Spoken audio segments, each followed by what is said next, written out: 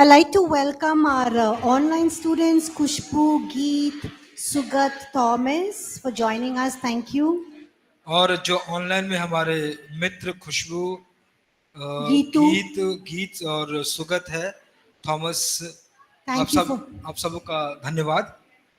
If you have any questions, online students, you can post it in the chat section. और अगर आपके पास कोई प्रश्न है तो आप कृपया इसे अपने चैट सेक्शन में आप इसको साझा कर सकते हैं। I'll just give you some time now for the online students. If you have any questions, you can either unmute your mics and ask, or you can post it in the chat section. तो अगर आपके पास कुछ प्रश्न हैं, जो online हमारे छात्र हैं, तो आप अपने माइक को अनम्यूट करके उस सवाल को पूछ सकते हैं, नहीं तो आप चैट सेक्शन में अपने सवाल को भेज सकते हैं। If you have any questions, any doubts, any clarifications needed, you can ask. अगर आपके पास कोई संदेह है या फिर कुछ प्रश्न है या फिर कुछ भी आपको साफ रीति से समझना है, तो कृपया उसे आप चैट सेक्शन में साझा करें। Any questions? कोई प्रश्न? While we wait for our online students, anyone, in-person students, anyone has any questions, doubts? और जो यहाँ पर मौजूद हैं, उनको कोई प्रश्न है क्या, जो आप कुछ नहीं समझ पा रहे हैं? Yes. Can you give him the mic, please? आप उनको अपना माइक दीजिए। In the meantime, while our in-person students are asking questions, online students, if you have anything, can post it in the chat. Hello. तो जिस प्रकार अभी हमारे पास प्रश्न है यहाँ पे, तो ऑनलाइन छात्र भी अपना प्रश्न यहाँ पर आप डाल सकते हैं। सर आपने ट्रांसलेट करो, আমি বলছি, আপনি করুন, আমি বলছি।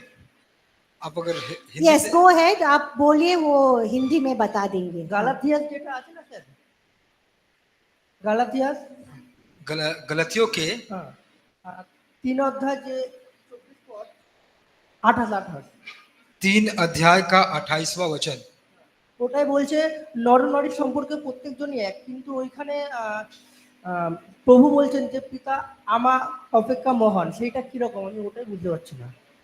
तो यहाँ पर कह रहा है कि सब लोग एक समान है। गलतियों अध्याय 3 का 28 में यहाँ पर वचन लिखा है कि ना कोई दास ना कोई दासी, ना कोई दास ना स्वतंत्र, ना कोई नर कोई नारी, नर ना कोई नर होगा ना कोई नारी ना। या तो ये कह रहे हैं कि किस प्रकार पिता कह रहे हैं कि मैं, यीशु कह रहा है कि मैं पिता के समान हूँ। Why is Jesus saying that he is equal with God? No, I am just using Galatians chapter 3 verse 28. तो मैं इस्तेमाल कर रही हूँ गलतियों अध्याय 3 का 28वां वचन, to support the example I gave. जो उदाहरण मैं दे रही हूँ उसको सपोर्ट करने के लिए। So I said in John chapter 14 verse 28. तो मैंने कहा कि यूहन्ना रचित सुसमाचार का 28 वचन में that Jesus says the Father is greater than I. तो यीशु कहते हैं कि पिता मुझसे बड़े हैं। So and then I'm saying that when Jesus is saying this, तो मैं कह रहा हूँ कि जब यीशु ये बात को कह रहे हैं that the Father is greater than I, does not mean that that Jesus is not equal with God the Father. तो इसका मतलब ये नहीं है कि यीशु पिता के तुल्य नहीं है। He has the same nature as the Father. उनका जो स्वभाव है वो पिता के जैसा स्वभाव है। He is equal with the Father. वह पिता के बराबर है। Because he also is God. कि वह भी परमेश्वर है। But here Jesus is talking about his role. तो यहाँ पर यीशु अपने काम के बारे में बात कर रहे हैं। कार्य के बारे में बता रहा है। He's saying, talking about his work, his yes. role. So here we see, and to understand this or to explain this, I'm giving the example of husband and wife. तो उसको समझाने के लिए मैं पति और पत्नी का उदाहरण दे रही हूँ। So I'm saying husband and wife, they are equal. तो मैं यह कह रही हूँ कि पति और पत्नी दोनों बराबर हैं। But some of us will not agree to it. तो हम में से कई तो उसके बाद उसमें सहमत नहीं होंगे। Because we come from cultures where we know that husband and wife are not equal. तो हम उस संस्कृति से आते हैं जहाँ पर हम ये जानते हैं कि पति और पत्नी बराबर नहीं हैं। But in scripture it says that male and female are all one in Christ Jesus. We are equal लेकिन before वचन God. में लेकिन वचन में यह बताता है कि हम पिता के सामने, पिता की आंखों में नर और नारी, पति और पत्नी सब बराबर हैं। So in nature we are equal. Husband and wife are equal. तो हम स्वभाव में पति और पत्नी हम बराबर हैं, एक समान है। But in our roles we are different. लेकिन हमारे कामों में हम अलग हैं। जो हम what God has appointed the work for us is different. तो जो कार्य परमेश्वर ने हमें चिन्हित किया है वो अलग है। Because we know in the family the husband is the head तो हम जानते हैं कि परिवार में जो पति होता है वो मुखिया होता है, and the wife has to submit to the husband. और पत्नी को पति के साथ समर्पित होना पड़ता है। So in the same way, understanding with this example, तो उसी प्रकार इस उदाहरण को समझते हुए we are saying that God the Father and God the Son are equal. तो हम कहते हैं कि पिता पुत्र और पिता परमेश्वर और पिता पुत्र दोनों बराबर हैं, But in their roles they are different. लेकिन उनके कामों में, कार्यों में वो अलग है। So here when Jesus is saying the Father is greater than I, he's talking about not the nature of God, but he's talking about his role. तो यहाँ पर जैसे यीशु कहता है कि पिता मुझसे बड़ा है, तो वह स्वभाव के बारे में नहीं, लेकिन वह काम के बारे में कहता है कि वह बड़ा है। And Jesus says, I've come to do the will of the Father. और वह कहता है कि मैं अपने पिता की इच्छा को पूरा करने आया We हूँ। see Jesus was obedient and submissive to the और Father. हम देखते हैं कि वह आज्ञाकारी था और समर्पित था अपने पिता के प्रति। So it does not mean that Jesus is lesser God than God the Father. इसका मतलब यह नहीं है कि जो यीशु मसीह वो जो पिता परमेश्वर से वो कम है, He is equal, वह बराबर है, but in their roles they are different. लेकिन उनके कामों में वो एक से अलग है। अभी समझ में आया? You understood You now? understood now? Okay. Any other questions anyone else has? Yes, Anyone- please give the sister the phone. Phone, the mic. उस बहन को माइक दीजिए। क्योंकि यीशु मसीह अपने नाम से ज्यादा अपने पिता का वचन को महत्व देता है। She is also adding to it What is she saying? that Jesus Christ, instead of his name, he used to honor his work. Instead of honoring his name, he's honoring the Father's Father's work. work. Okay. Yes, he's honoring the Father's work because he knows by honoring the Father's work, he's not going to become any lesser God. तो वह पिता के कार्य को सम्मान करने से वह यह नहीं समझता था कि वह पिता से कम हो जाएगा। He's just for God the Father, God the Son, God the Holy Spirit, they have no problem between themselves. पिता पुत्र, पिता परमेश्वर, पिता पवित्र आत्मा, उनके अंदर कोई असमंजस या कोई समस्या The नहीं है। problem is in our minds. जो समस्या है वो हमारे मनों में। So that is why we are trying to understand God. तो इसीलिए हम परमेश्वर को और समझने की कोशिश करेंगे। Yes, you have a question? और कोई Please प्रश्न? give him the mic. Quickly. Yes, thank you.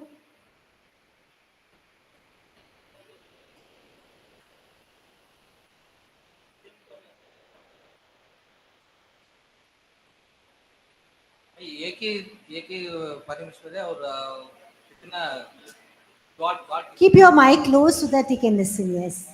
No we are serving only one God right so Yes. Only one God और we are having three gods like that Okay, good question. तो ये बहुत अच्छा प्रश्न है। Do we worship one God or do we worship three gods? तो प्रश्न था कि क्या हम एक ही परमेश्वर की आराधना करते हैं या तीन परमेश्वर की आराधना करते हैं? Only one God. सिर्फ एक परमेश्वर। कैसे कह सकते हैं कि एक ही एक परमेश्वर है? How do we say that there is only one God? हाँ? प्लीज हाथ उठाइए सब लोग. Yes. Okay, wherein? How can you prove? How तो- can we prove that there is only one God? तो कैसे हम साबित कर सकते हैं कि एक ही परमेश्वर है? Okay, during Jesus' baptism, where in scripture does it say? यीशु के बपतिस्मा के दौरान वचन में ये कहाँ पे बताता है? वचन में कहाँ बताता है कि we have only one God? Where does in the scripture says that we have only one God?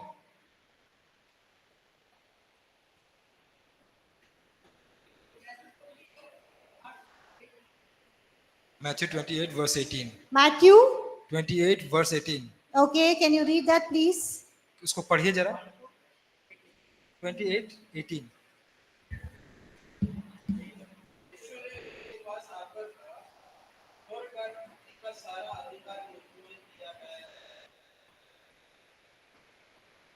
भाई ने पढ़ा कि यीशु उनके पास आकर कहा कि स्वर्ग और पृथ्वी का सारा अधिकार मुझे दिया गया है।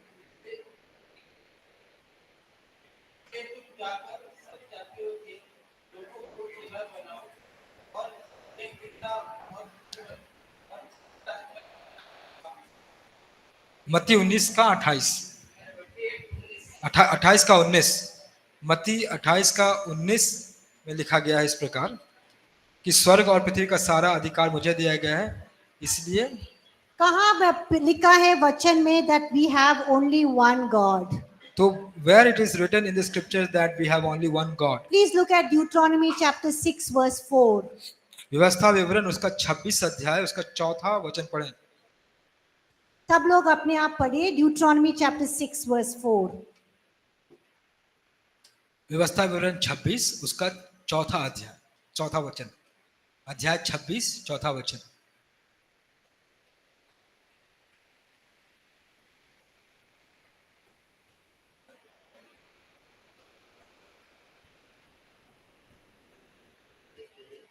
आप इधर आइए थोड़ा, आप आइए इधर। हाँ, आपको बोला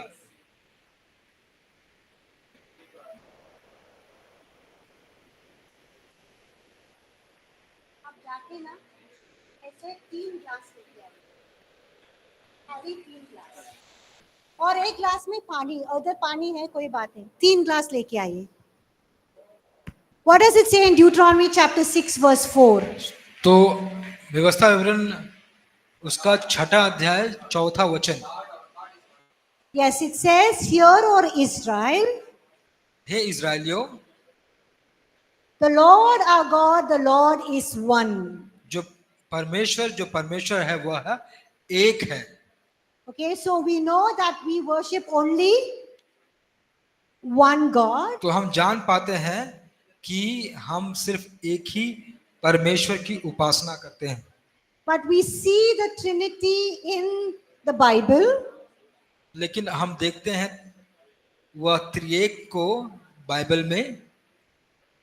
We see in Matthew chapter 28 verse 19 the Trinity is mentioned. और हम मत्ती रचित सुसमाचार उसके 28वें अध्याय के 19 वचन में देखते हैं जहाँ पे त्रिएक को जी- बताया गया है That Jesus says, "Go baptize, go make disciples and baptize them in the name of the Father, Son, and Holy Spirit." कि जाओ तुम लोगों को मेरे नाम से बपतिस्मा दो, पिता पुत्र पवित्र आत्मा के नाम से बपतिस्मा दो। Even in the baptism of Jesus, और यीशु मसीह के बपतिस्मा के द्वारा भी we see all of the three of the Trinity active there. और हम देखते हैं कि तीनों वहां पर तीनों जो भाग हैं त्रिएक के वहां पर इसमें पानी नहीं होना चाहिए। सक्रिय हैं। हाँ। तो दूसरा ग्लास में डाल के आइए। एक और ग्लास लेके Okay, I'll just explain. Okay, so तो सब मैं- सुनिए। We कान में worship समझिए। only one God तो हम लोग सिर्फ एक परमेश्वर की आराधना करते हैं who has expressed himself in 3 persons. जो अपने Thank you. आप को 3 भागों में बताए हैं Now, और दर्शाया है। for God, there is no confusion within themselves. और परमेश्वर के लिए उनके आपस में किसी प्रकार का वार्तालाप या कोई कंफ्यूजन नहीं है। But for us to understand और हमें यह समझने के लिए that there is only one God कि सिर्फ एक ही परमेश्वर है who's revealed himself in 3 persons, जो अपना प्रकाशन 3 व्यक्ति में किया है, God the Father, पिता परमेश्वर, God the Son, पिता पुत्र and God the Holy Spirit. और पिता पवित्र आत्मा। And Trinity is 3 in 1. और इसका मतलब है त्रिएक, इसका मतलब है तीनों लेकिन एक। All 3 have the same nature of God, और सब उस 3 को का जो स्वभाव है वह परमेश्वर का स्वभाव उनमें है। they are all equal, वह सब बराबर हैं, but they have different roles. लेकिन उनके जो कार्य यानी और ये काम वो एक जैसे हैं। I'll just explain through this water, okay? मैं इस पानी के उदाहरण से आपको समझाऊंगा। आप आइए 1 minute. Yes. Okay, so here I have a glass of water. तो यहाँ मेरे पास एक गिलास पानी है Just hold the mic. Okay, draw close because we have to. And I have 3 different glasses here. और मेरे पास 3 अलग अलग ग्लास हैं। Can you see the 3 different glasses? आप देख सक रहे हैं ना 3 अलग अलग glass. Okay. Now suppose I didn't know that I have to do this this example today. मैं ये नहीं जानती थी कि मुझे ये उदाहरण आज करना पड़ेगा, But since the question has come up, I'm doing this example. तो जिस प्रकार यह प्रश्न आया तो मैं इस उदाहरण को दे रही हूँ। So when I teach children about the Father, Son and Holy Spirit, और जब मैं बच्चों को पिता पुत्र पवित्र आत्मा के बारे में शिक्षा देती I हूँ, take these 3 glasses, मैं ये 3 ग्लास लेती हूँ and in these 3 glasses I put food color. और इन तीनों ग्लासों में मैं रंग को भरती हूँ। एक में I put red in one. In 1 glass I put red, लाल रंग, One I put orange. और एक में मैं नारंगी रंग यानी केसरिया रंग, Another one I put yellow or green. और एक में मैं पीला या हरा ऐसा रंग रखती हूँ। So when I pour this water, what happens in this glass? It will turn red color, right? Yes or no? इसमें अगर मैं पानी रखूंगी तो यह लाल बन जाएगा, क्योंकि इसमें लाल रंग का है, अभी नहीं है तो but it will be there. Now in this glass, can you hold this please? In this glass, if I put, there is orange color and I put this water, what color will this water turn? Orange. अगर इसमें orange रंग रहेगा और मैं फिर से उसमें पानी रखूंगी तो वो भी ऑरेंज कलर का बन जाए। In this glass, I put green color. What will the water turn to? अगर मैं इसमें ग्रीन कलर में अगर दोबारा पानी मिलाऊंगी तो क्या बन जाएगा? वो पानी किस रंग का बन जाएगा? ग्रीन, हरा रंग का। So because they are different colors, तो- does it become different? तो चूंकि यह अलग अलग रंगों का है तो क्या ये अलग बन जाएगा? इसमें जो लिक्विड है वो अलग हो जाएगा, एक में तरबूज का पानी हो जाएगा, एक ऑरेंज का पानी होगा, एक पिस्ता पानी होगा. It won't happen because why? Everything has the same thing. What is the same thing that I poured? Water. तो तीनों चीजों में मैंने एक ही चीज को मिलाया, वो क्या था? पानी। The substance is the same. जो तत्व है वो एक ही है, The liquid is the same. जो पानी जो तरल है वो एक ही है, Just the color is different. तो सिर्फ जो रंग है वे दूसरे दूसरे रंग है। अगर मैं ये पानी पीऊं, ये बोले ये ऑरेंज जूस है, अगर मैं पीऊं तो ऑरेंज का टेस्ट आएगा क्या? ऑरेंज जूस का टेस्ट आएगा क्या? अगर वो ऑरेंज रंग के पानी को पीऊंगी तो क्या मुझे वो ऑरेंज का टेस्ट आएगा? No, because I will taste it like water. If I taste this one, I will not taste pista water. If I taste this, I won't taste watermelon water. तो अगर मैं इसको पीऊंगी लाल कलर को तो तरबूजे का रस ऐसा बन के नहीं पीऊंगी, क्योंकि ये पानी है, ये पिस्ता का जैसा कलर है वैसा उसको उसके प्रकार का जूस समझ के मैं नहीं पीऊंगी, मैं पानी की तरह से पीऊंगी। So all 3 are water. तो तीनों जो है वह पानी ही है, Okay, but just the color is different. लेकिन सिर्फ रंग अलग है। So the same way, God the Father, God the Son, God the Holy और Spirit, उसी प्रकार जो पिता परमेश्वर, पिता पुत्र, पिता पवित्र आत्मा है, they have the same nature. तो उनका एक स्वभाव है, They're all equal, वे सब बराबर हैं, but they have different roles. लेकिन उनका काम जो है वो अलग है। And for us to understand God, we just understand He has revealed Himself in 3 different persons. और इस प्रकार परमेश्वर को समझने के लिए उसने अपने आप को 3 अलग अलग भागों में अपने आप को बताया है। अभी समझ में आया? अभी समझ में आया? You understood? Now you understood?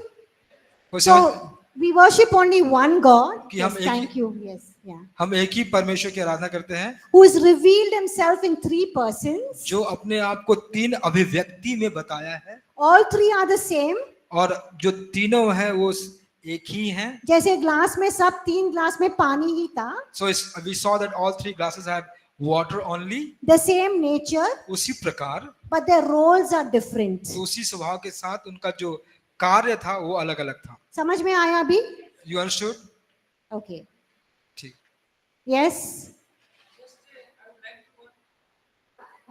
Yes.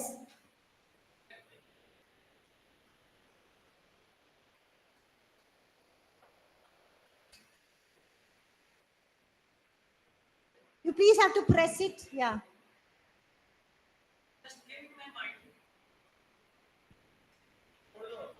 It's okay.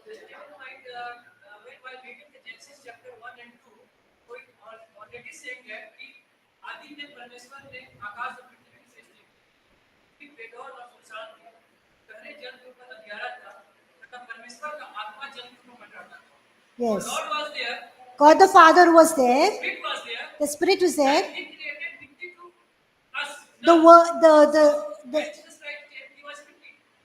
no, Jesus was the Word. He spoke and He brought everything into. Also, we can forget that He was there, all three was there, and still there. Yes. So even Genesis chapter 1 proves a Trinity, just like just like Matthew chapter 28 verse 19 and the baptism of Jesus. तो जिस प्रकार हम लोगों ने मत्ती 28 के रूप में पढ़ा, उसी प्रकार हम लोगों ने उत्पत्ति में भी इस प्रकार को देखा कि त्रिएक वहां पर उपस्थित या कार्यरत था। That mic is not working. Can you somebody please call, कृपया Prince or somebody? प्रिंस को बुला दीजिए। Yes. Can somebody call Prince, please?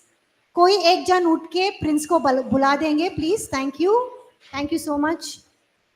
Okay, anyone has any more questions? We'll move on. अगर किसी के पास कोई प्रश्न है तो बताएं, नहीं तो हम आगे बढ़ेंगे। Okay. Before we went for our break, we were studying John chapter 15, verse 26. It's okay. We'll wait for the mic to come. Before we went for the break, we looked at John chapter 15, verse 26. तो हम लोगों ने break से जाने से पहले हम लोगों ने यूहन्ना रचित सुसमाचार उसका 15वां अध्याय 26 वचन से देखा। And we are looking in this chapter, or we are studying in this chapter. The mic is not working. Yeah. तो इस अध्याय में हम ये देख रहे हैं That Jesus is equal with God the Father and God the Holy Spirit. कि यीशु जो पिता परमेश्वर है और पिता पवित्र आत्मा है उसके बराबर है। All of you are with me? सब एक साथ है हमारे साथ। Yes. So we already saw how Jesus is equal with God the Father. हम देख चुके हैं कि किस प्रकार यीशु पिता परमेश्वर के बराबर है। Now we look at one verse which talks about how Jesus is God the Father, God the Son, and God the Holy Spirit are equal. और एक और वचन को देखेंगे जहाँ पे हम यह जान पाएंगे किस प्रकार पिता परमेश्वर, पिता पुत्र और पिता पवित्र आत्मा एक है। And we looked at John chapter 15 verse 26. और हम देखते हैं यूहन्ना रचित सुसमाचार के 15वें अध्याय के 26वें वचन में Here it talks about Jesus is saying when the helper comes. और यहाँ पर यीशु कह रहे हैं कि एक सहायक आएगा। Who is the helper here? यहाँ पे सहायक कौन है? Yes, the Holy Spirit is the helper. बिल्कुल ठीक, पवित्र आत्मा वो एक सहायक है। And where will the Holy Spirit come from? और यह पवित्र आत्मा कहाँ से आएगा? He'll come from the Father. वह पिता के Yes. पास से आएगा, ठीक है। And what is the other name for the Holy Spirit here? और जो पवित्र आत्मा उसका दूसरा नाम क्या है यहाँ पर? हाँ, सहायक first नाम है. First name is LP. Yes, the Spirit of Truth, सत्य का आत्मा. Very good, Spirit of Truth. और दूसरा उत्तर भाई ने दिया कि वह सत्य का आत्मा होगा। And where will the सत्य का आत्मा come And from? from where will the spirit of truth come? From the Father. वह Okay? पिता के पास से आएगा। And what will the Spirit of Truth or the Holy Spirit or the Helper do? और यह जो सत्य का आत्मा या वो क्या देगा? He will testify of Jesus Christ. वह यीशु मसीह के बारे में गवाही देगा। Okay, so look at how the Father, Son, and the Holy Spirit कि हम देखते हैं कि किस प्रकार पिता, पुत्र, पवित्र आत्मा are equal in origin. और वह स्रोत में एक समान है। That means all of them, Father, Son, and Holy Spirit, are together. They are one. और हम लोग देखा कि पिता, पुत्र, पवित्र आत्मा एक साथ है, वो एक है। So this verse talks about the equality in origin and unity. और यह जो वचन बताती है कि वे तीनों वह शुरुआत से एक हैं और उनके स्वभाव में भी, गुण में भी एक हैं। And in their operation, they are also one. और उनके कार्य जो है वो भी एक हैं। So the Father, Son, and Holy Spirit are one. तो पिता, पुत्र, पवित्र आत्मा वे सब एक हैं। So you cannot say that, hey, because Jesus says, I will ask the Father, He send the Holy Spirit. That means the Father is greater, the Son comes second, the Holy Spirit is third. तो हम ऐसा नहीं कर सकते कि जो पहले है वो बड़ा है, जैसे पिता पहले आया तो बड़ा हुआ, फिर पुत्र आया तो वो हो गया, उसके बाद पवित्र आत्मा, ऐसा हम क्रम नहीं दे सकते। No, Father, Son, and Holy Spirit are all one, they are equal. और नहीं तो पिता, पुत्र, पवित्र आत्मा तीनों एक हैं और तीनों बराबर है and they're equal in operation, और वह अपने कार्यों में भी एक समान है and there's perfect unity amongst और themselves. उनमें एक सिद्ध एकता है उनके बीच में एक सामंजस्य है उनके बीच में We will never be able to understand the Trinity हम लोग यह नहीं समझ पाएंगे त्रिएक को या त्रिमूर्ति को because we cannot understand God with our minds, our small minds. सो हम परमेश्वर को अपने छोटे मनों के द्वारा समझ नहीं पाते हैं And also there is no unity amongst us. और हमारे बीच में भी एकता नहीं है इस कारण हो सकता है So we cannot understand the kind of unity that is there with the Father, Son and Holy Spirit. तो हम नहीं समझ पाते कि किस प्रकार की एकता पिता पुत्र और पवित्र आत्मा के बीच में होती है But in amongst themselves, there is no conflict, there is no problems, they are in perfect unity and oneness because they are one, revealed in three persons. और उनके बीच में किसी प्रकार की कोई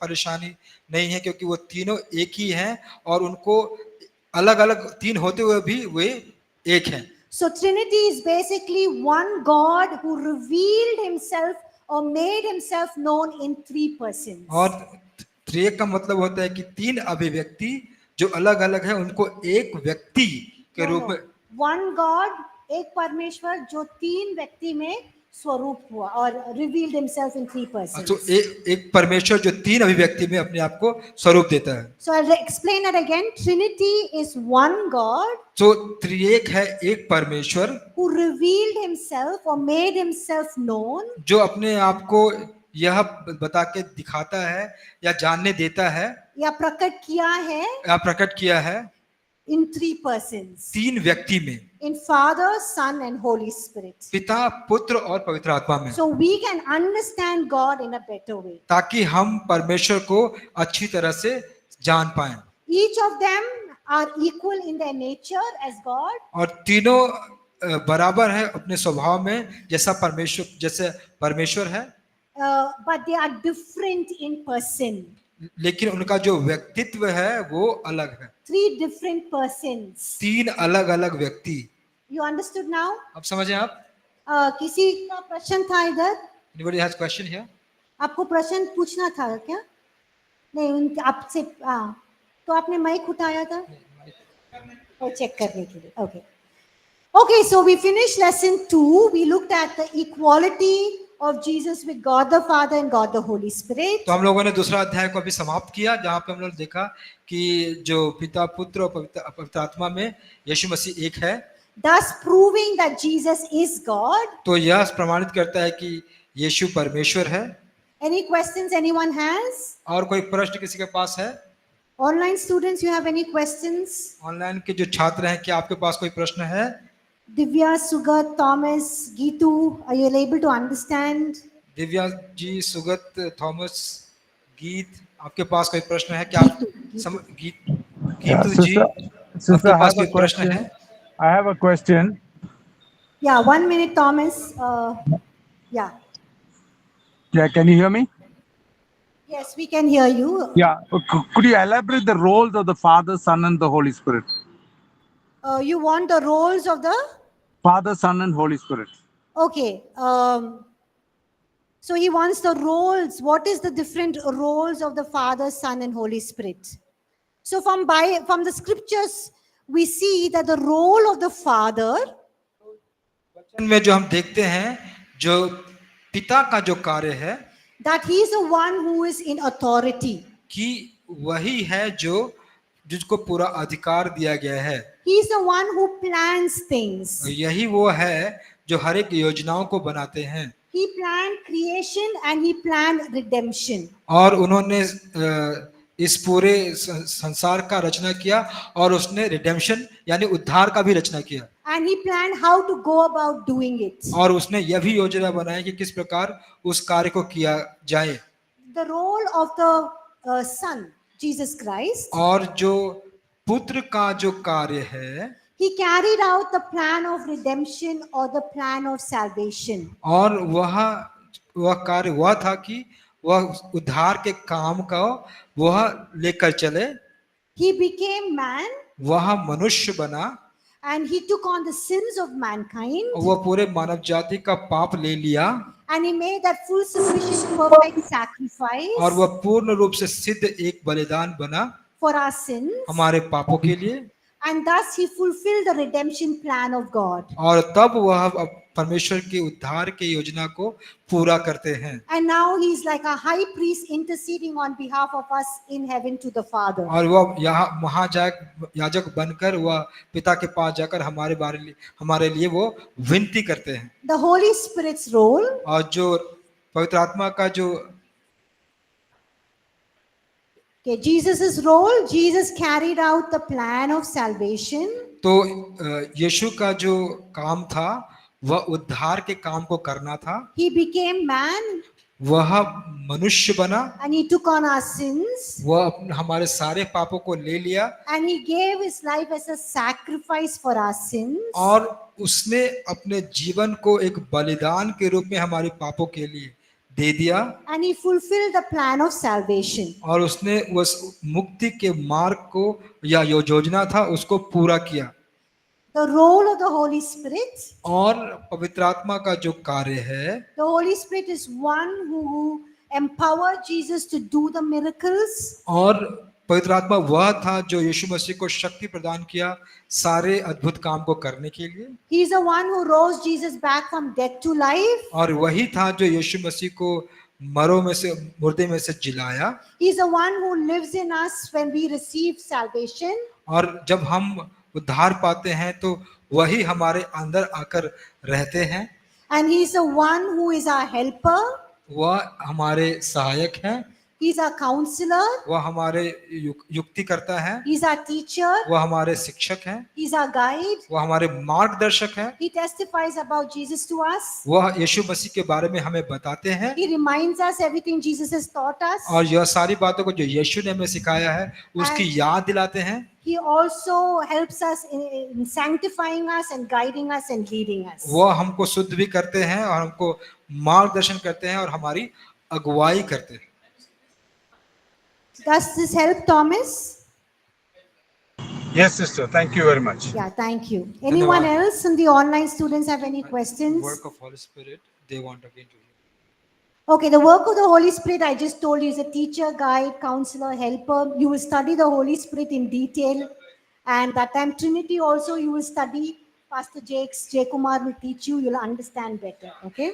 तो त्रिएक के बारे में भी एक बार फिर से पढ़ाया जाएगा। पास्टर जय कुमार इसको आपको फिर से पढ़ाएंगे। He will teach you about the Holy Spirit. पवित्र आत्मा के बारे में पास्टर जय कुमार आपको सिखाएगा। Pastor Jay Kumar will teach you about the Holy Spirit and you will understand the person and the work of the Holy Spirit. So Pastor Jay Kumar will teach you regarding Holy Spirit.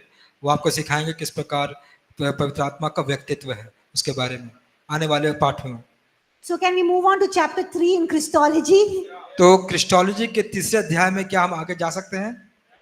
Yes. So we are basically studying about the divinity of Jesus Christ. तो अब यहाँ पर हम समझने की कोशिश कर रहे हैं यीशु मसीह की दिव्यता को, That he is God. कि वह एक परमेश्वर है। And we try to prove from scripture that he is God. और हम वचन से यह साबित करना चाहते हैं, कर रहे हैं, कोशिश कर रहे हैं कि वह परमेश्वर है, By looking at his pre-existence. कि हम उसके पूर्व में अस्तित्व होने को देखकर, And we looked at various scripture passages that talks about the pre-existence of Jesus Christ, thus proving that he is God. और हम लोगों ने अलग अलग बाइबल के वचनों को पढ़कर यह समझा कि वह पहले से अस्तित्व है और हम यह जान पाए कि वह पिता के समान है। And we also looked at in chapter 2 his equality with God the Father and God the Holy Spirit. और दूसरे अध्याय में हम लोगों ने यह देखा कि वह पिता के बराबर और पवित्र आत्मा के बराबर है। And we saw various scripture passages and various titles that were ascribed to God the Father that is also ascribed to Jesus Christ. और जो उपाधि पिता को दिया गया था वही सारी उपाधि यीशु को भी दिया गया था, उसको हम अलग अलग भागों में हम लोगों ने देखा और समझा। Just thus proving that he is equal with God the Father and God the Holy Spirit. तो यह प्रमाणित करता है कि यीशु पिता और पवित्र आत्मा के बराबर है। Now we look at Jesus' role in creation, तो अब हम देखते हैं यीशु मसीह का जो कार्य है सृजन में या सृष्टि में, thus proving that he is God. कि वह प्रमाणित करता है कि वह परमेश्वर है। Okay, so we look at that. Okay, we'll look at some familiar scripture passages that we already studied. और हम लोग जो पहले से जानते हैं वचन को उसको भी हम लोगों ने पढ़ा।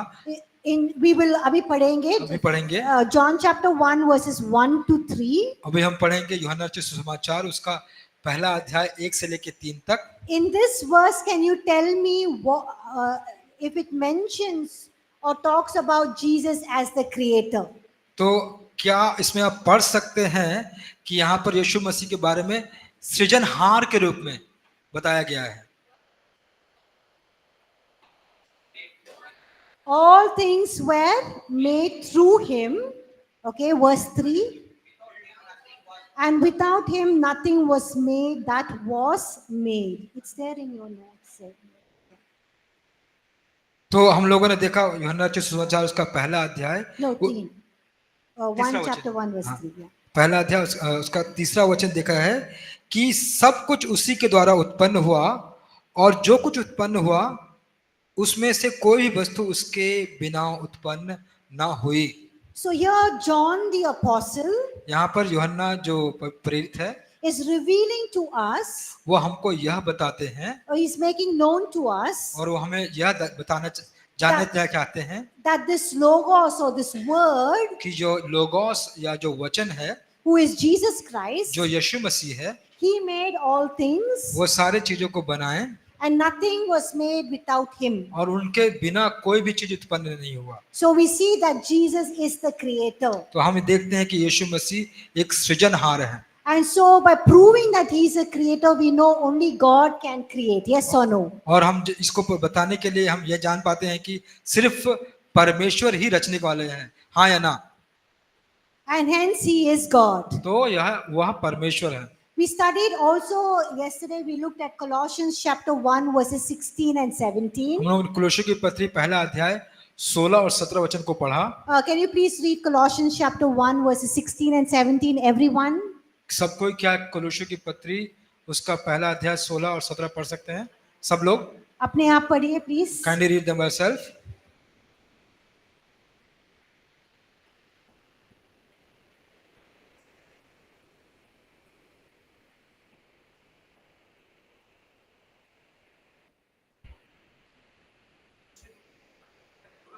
Colossians chapter 1 verses 15 to 18. कुलोसियों की पत्री पहला अध्याय 16 से लेके 18 तक।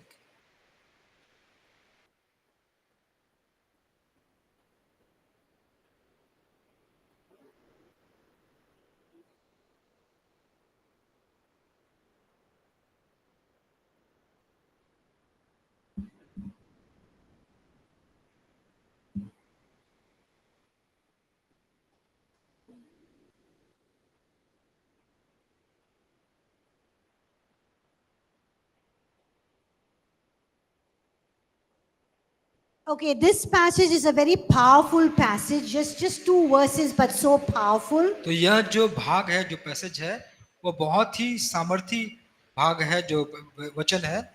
It lists many characteristics of Christ's deity. और यहाँ पर यीशु की दिव्यता के बारे में बहुत गंभीर या गहराई से बताते हैं। In verse 15, it talks about the supremacy of Jesus Christ in relationship to God. और यहाँ पर यह बताते हैं कि किस प्रकार जो ईश्वर का जो संबंध है, यीशु का जो संबंध है, वो परमेश्वर से कितना अलौकिक है। In verses 16 and 17, और 16 और 17 में it talks about Jesus' relation to creation or with creation. और वह यीशु मसीह का जो संबंध है सृजन से और सृष्टि के साथ कैसा है, उसके बारे में बताते हैं। And in verse 18, it talks about Christ's relation with the church. और 18 वचन में कलीसिया के बारे के साथ जो उसका संबंध है, उसके बारे में बताता है। So basically, Colossians chapter 1 verses 15 to 18 तो मूल रूप से जो कुलोसियों का पत्री उसका पहला अध्याय 15 से 18 जो वचन है, is such a powerful passage of scripture. यह वचन का बहुत ही सामर्थी भाग है। And theologians called this as the great Christology. तो जो इस धर्मशास्त्र का, ईसाई धर्मशास्त्र को जो पढ़ते हैं, उसको यह एक महान दिव्यता की पढ़ाई या धर्मशास्त्र की पढ़ाई करके बताते हैं। Because here in these verses, क्योंकि यहाँ इन वचनों में Paul is so inspired or convinced तो यहाँ पे जो पौलुस है वो बहुत वह प्रेरित हो रहा है और यह मान लेता है and he has such a good, a deeper understanding कि उसके पास एक ऐसा गहराई वाला जो समझ है who Jesus Christ आता है is. कि वो यीशु मसीह कौन है। And so he is actually revealing the unique characteristics of the qualities of Jesus that qualify him as God. और वहाँ सारे गुणों को वह एक एक करके बताता है जो यीशु मसीह को परमेश्वर के समान होने में जो होता है उसको बारे में बताता है। And he's qualifying Christ Jesus as the preeminent one who has supremacy over all things. और वह यीशु मसीह को सबसे पहले से उपस्थित जो पहले से मौजूद था जो सारे गुणों से भरपूर था उस गुण को लेकर उसको बताता है। So we study these verses in detail. तो इन सारे वचनों को हम विस्तार से पढ़ेंगे। So what is the first thing that Paul mentions in verse 15? तो पहली जो बात है जो वचन 15 में पौलुस क्या कहता है What does he talk about Jesus Christ? वह यीशु मसीह के बारे में क्या बताता है। Yes, he says that Jesus is the image of the invisible God. तो वह कहता है कि वह यीशु अदृश्य परमेश्वर का एक स्वरूप है। So the first thing Paul mentions that he is the image of the invisible God. तो पहली बात जो यह बताता है कि वह अदृश्य परमेश्वर का एक स्वरूप है। What is the second one? दूसरा चीज Yes, he is the firstborn over all creation. तो वह हर एक रचना में सबसे पहलौठा है, सबसे पहला है। What is the third thing? और तीसरी चीज देखिए आपके बाइबल में लिखा है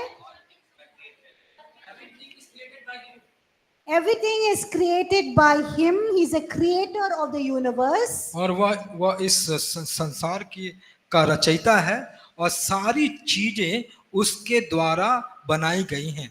The fourth one? और चौथा No, before the head. Head से पहले क्या है? 1 minute. He sustains everything. वह He's a sustainer of creation. वह इस सृष्टि का चलाने वाला है। Okay, and the fifth thing, और पांचवी बात which is the fifth one? पांचवा बात क्या है बताएं? उसी लिए बनाए हैं. Okay. Fifth one, he is the head of the new creation, that is the church. और वह जो नया सृष्टि है जो कलीसिया है उसका वह मुखिया है। And look at verse 18. What does verse 18 say? The sixth point. और 18 वचन देखिए, छठा पॉइंट वो क्या है? He is the firstborn from the dead. Yes. और वह जो फर्स्ट बॉर्न है जो मरा हुआ उसमें से पहला है, पहलौठा है। And the seventh one, सातवां चीज प्रधान है. वो He is the preeminent one over all things. He is supreme over all things. वह सारे चीजों में सर्वोपरि सबसे ऊपर वही है।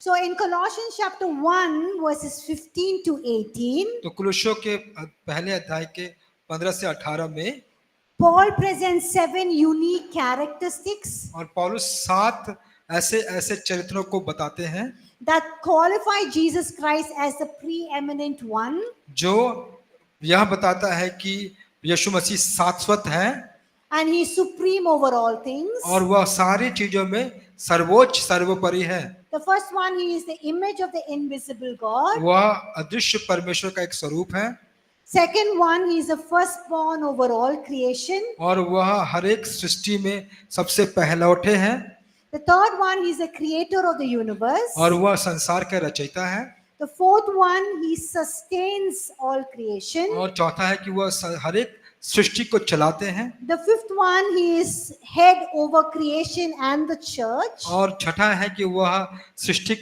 का मुखिया और कलीसिया के मुखिया है The sixth one, he is the firstborn from the dead. और वह जो है वह जो मरे हैं उसमें से पहला जन्मा है, And the seventh one, he is preeminent over all things. और वह सब बातों में सबसे ऊंचे हैं, हर एक चीजों के ऊपर। So we'll study each of these in detail. और इन सबों को हम बहुत ही ध्यान से, विस्तार से एक एक करके पढ़ेंगे।